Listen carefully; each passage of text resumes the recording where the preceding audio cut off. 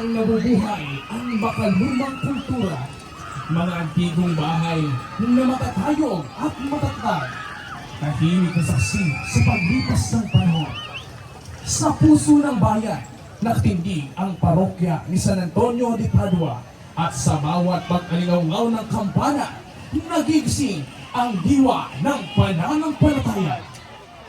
Mula sa lupa at tubig, sumibol ang biyaya ng bayan, palay na sagisag ng sipag at tiyaga, isda mula sa lawa na sumisimbolo sa kabuhayan, at sa sining ng lilo at ng mga tigong yaman na nagpapakita ng yaman at kultura ng mga Pilenyo.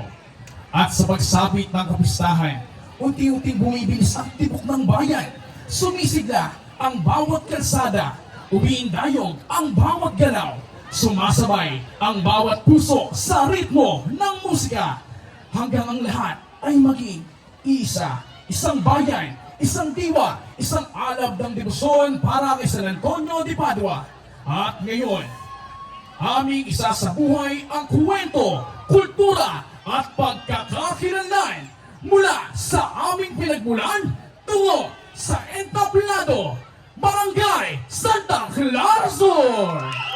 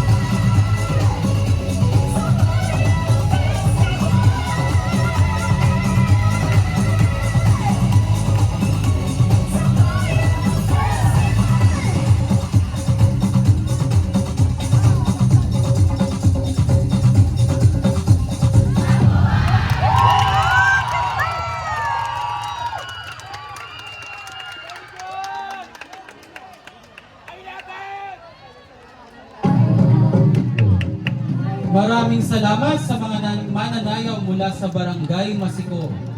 Tunay nga ng inyong pagtatanghal ay nagpapakita.